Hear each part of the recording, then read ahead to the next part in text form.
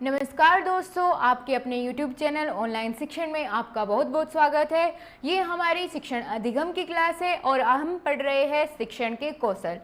इसके बारे में हम पहली वीडियो में कितना जान चुके हैं, पहले मैं आपको वही एक्सप्लेन करती हूँ। दोस्तों, हम जान चुके हैं कि टीचिंग स्किल्स यानी शिक्षण कौशल क्या होते हैं। उनमें से 5 कौशल के बारे में हम पूरे डिटेल में पूरे अच्छे तरीके से हम जान चुके हैं। कौन कौन से? पाठ प्रस्तावना कौशल, उद्देश्य कथन कौशल, प्रश्न कौशल, व्याख्या कौशल और उदाहरण कौशल। इन सब के बारे में हमने डिस्कस कर लिया है। अब बात करेंगे आगे के कुछ बचे हुए महत्वपूर्ण कौशल के बारे में।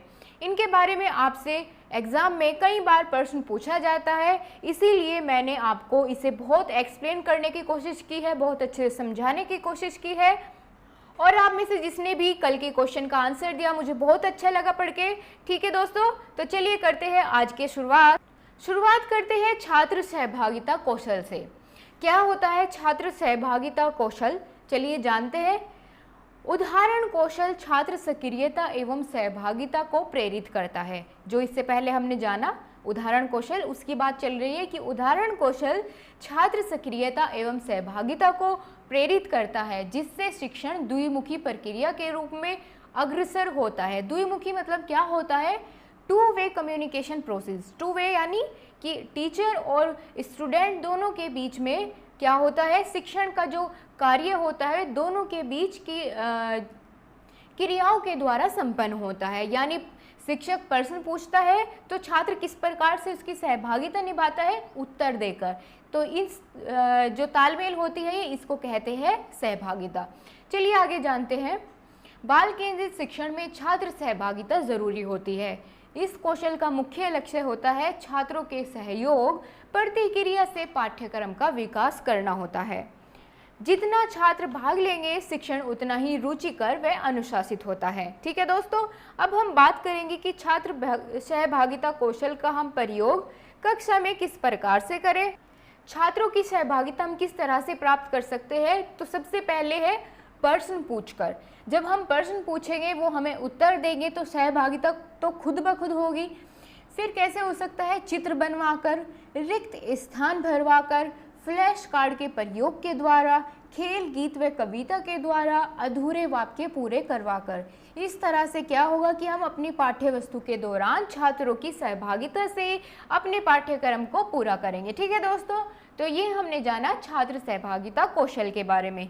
अब हम बात करेंगे उद्दीपन परिवर्तन कौशल की। ये शिक्षण कौशल के अंतर्गत अगला कौशल आ जाता है, यानी अगला पड़ाव। छात्र सहभागिता बढ़ाने के लिए शिक्षक कई तौर तरीके का प्रयोग करता है, जैसे कि हाव भाव या स्वर में उतार चढ़ाव या भाव अभिव्यक्ति इत्यादि के द्वारा क्या करता है, कई तरीके का प्रयोग करता है छात्रों की सहभागिता बढ़ाने के लिए।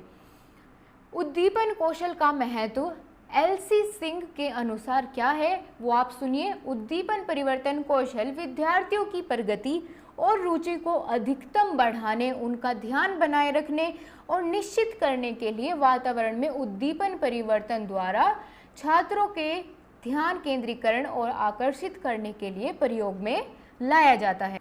उद्दीपन को दोस्तों इंग्लिश में स्टिमुलस कहते हैं। ठीक है, अब चलिए जानते हैं इसके कौन कौन घटक होते हैं। पहला है यथाउचित शरीर संचालन करना चाहिए। ठीक है, मतलब जिस तरह की बात हम बता रहे हैं उसी तरह का हमारे हाव भाव यानी अपने हाथों का प्रयोग उसी तरह से होना चाहिए। हाव भाव भंगिमा का प्रयोग करना चाहिए। ऐसा नहीं होना चाहिए कि एक ही स्वर में हम पूरे पाठ को गाए जा रहे हैं, बच्चों को कुछ समझ नहीं आ रहा है। उसमें अपने हाव भाव के द्वारा, यानी अगर हम कोई खुश करने वाली बात बता रहे हैं, उस तरह का कोई पाठ पढ़ा रही है जिसमें कोई हास्य चीज़ है, तो हमें उसी तरह के अपनी मुख मुद्राएं कर लेनी चाहिए। भावों का केंद्रीकरण होना चाहिए और शिक्षक शिक्षार्थी वार्तालाप में परिवर्तन होना चाहिए। ठीक है दोस्तों, ये हमने बात करी उद्दीपन कौशल के बारे में। चलिए अब देखते हैं नेक्स्ट कौशल, जिसका नाम है पुनर्बलन कौशल। क्या होता है पुनर्बलन कौशल? दोस्तों ये बहुत ही इंपॉर्टेंट कौशल होता है, जिसे हम मोटिवेशन भी बोलते हैं। पुनर्बलन को क्या बोलते हैं? मोटिवेशन। अब जानते हैं इसके बारे में और बहुत ध्यान से आप समझिएगा। उद्दीपन कौशल की गुणवत्ता पुनर्बलन में निहित होती है। पुनर्बलन से तात्पर्य है ऐसे उद्दीपन जिनके प्रस्तुतिकरण या हटाने से क्रिया अनुक्रिया के होने की संभावना अधिक हो जाती है। स्किनर ने इसकी परिभाषा दी है पुनर्बलन कौशल की। ये बहुत ही महत्वपूर्ण है क्योंकि आपके एग्जाम में कई बार पूछी जा चुकी है। स्किनर महोदय ने इनकी परिभाषा दी है कि शिक्षक द्वारा विद्यार्थियों की प्रशंसा करना, उत्तर को स्वीकार करना या सिर हिलाने मात्र से ही बालक पुनर्बलित हो जाता है, यानी मोटिवेट हो जाता है।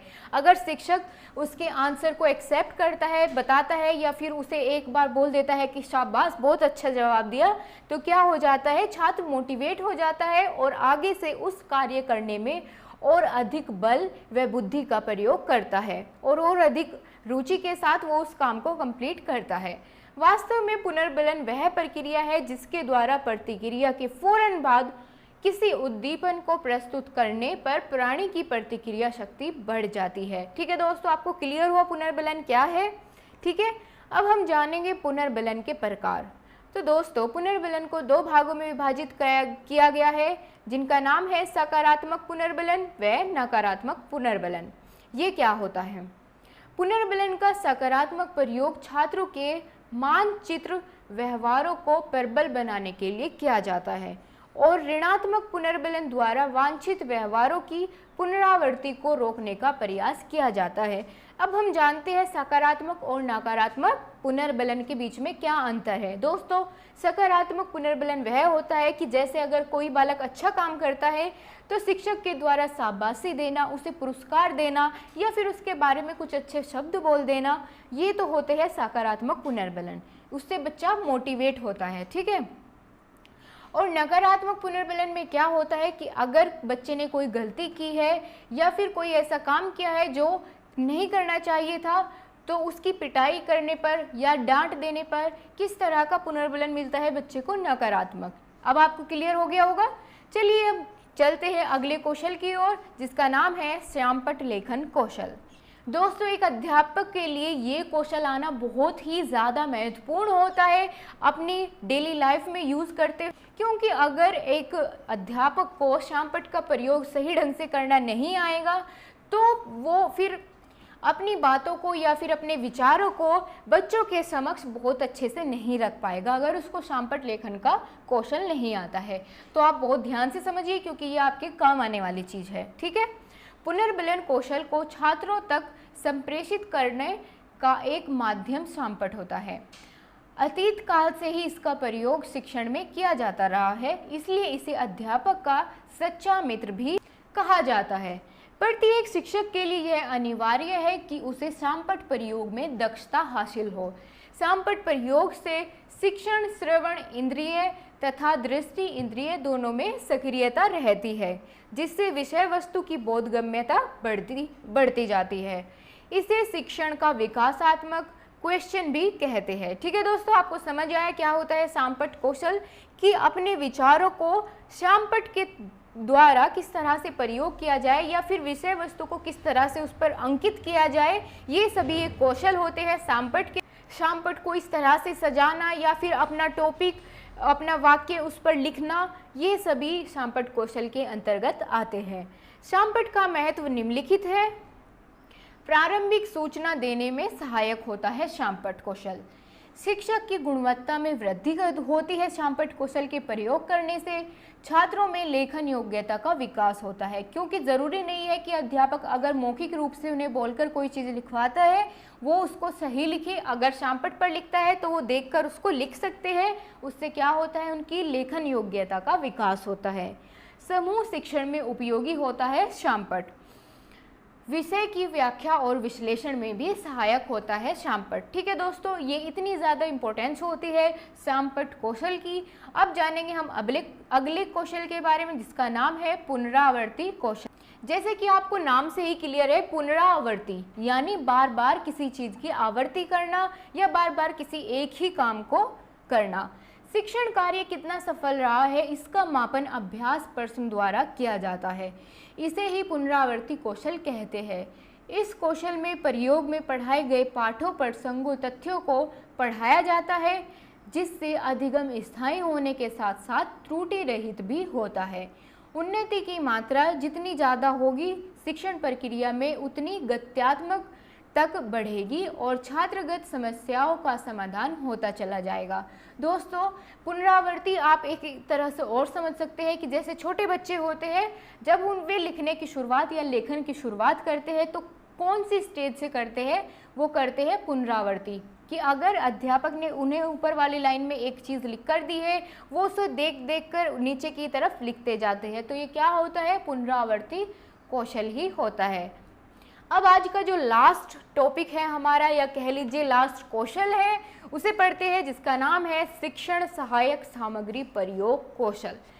जब शिक्षक के पास कितनी ही सारी सहायक सामग्री होती है तो ये ज़रूरी हो जाता है कि शिक्षक को सभी का प्रयोग बहुत सही से करना आता हो। इस कौशल के अंतर्गत शिक्षकों को दृश्य श्रव्य सहायक सामग्री का कुशलतापूर्वक प्रयोग करना आना चाहिए कि किस पाठ में किस तरह की सामग्री वो प्रयोग करे, जिससे सहायक सामग्री पाठ्यक्रम के अनुरूप हो, रोचक हो, उद्देश्य पूर्ण करने वाली हो और सस्ती हो। दोस्तों, इसी के साथ हमारा आज का टॉपिक समाप्त हो जाता है। कौन सा? कौशल। ठीक है, शिक्षण के कौशल। ये हम सारे कौशल इसके अंतर्गत पढ़ चुके हैं, कई बार रिपीट कर चुके हैं। अगर आपको कोई समस्या आती है किसी भी कौशल के अंतर्गत तो आप प्लीज़ मुझे कमेंट बॉक्स में बताइए, और अगर आपको वीडियो अच्छी लगती है तो लाइक करना आप बिल्कुल मत भूलिए। आशा करती हूँ आपको बहुत अच्छे से सब कुछ समझ आया होगा। दोस्तों, अगर कोई भी पॉइंट आपको नहीं समझ आया है तो कमेंट बॉक्स में ज़रूर लिख भेजिए, और अगर आपके कोई भी सुझाव है तो हमारे साथ ज़रूर शेयर करिएगा। और हमारे टेलीग्राम का ग्रुप नीचे डिस्क्रिप्शन में मिलेगा, आप उसको ज्वाइन कर लेना। और फिर अगर आपकी कोई क्वेरी रहती है, मैं आपको अगली वीडियो में उसे ज़रूर एक्सप्लेन करूँगी। थैंक यू, अपना ध्यान रखिए, खुश रहिए।